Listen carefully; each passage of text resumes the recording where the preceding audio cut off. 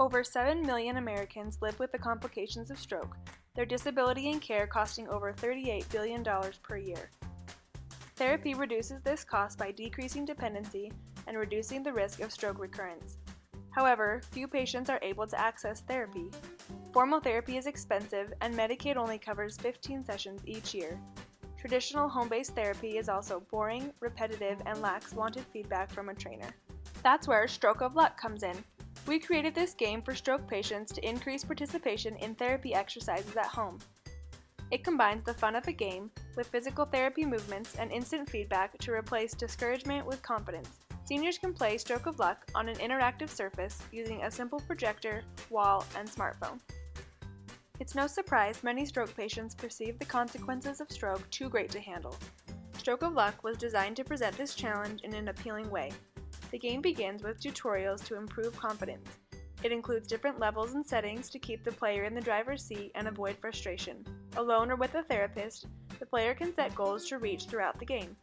3 modes exist: Classic mode with no restraints, Controlled, where patients are required to hold their arm at a certain level for a specific time, and Timed, where the patient races the clock. To enable a social aspect and provide feedback, the app also supports challenges and in-game video chat to connect with friends or a physical therapist. Performance data like the number of goals, sessions, and movements completed can also be recorded and sent to a therapist. This game provides an environment for physical therapy that is cost-effective and, more importantly, fun.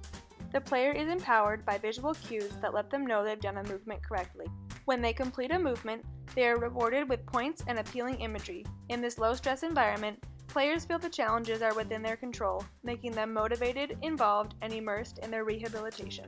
Evaluating the efficacy of this game to improve functional status after a stroke is relatively easy. A group of patients who have experienced a stroke in the last month could be followed for 6 months to measure the effects of gameplay. Functional status at 6 months will be evaluated with a modified Rankin scale. Participants will be asked the simple dependency question: in the last 2 weeks, did you require help from another person for everyday activities? And the simple recovery question: do you feel that you have made a complete recovery from your stroke?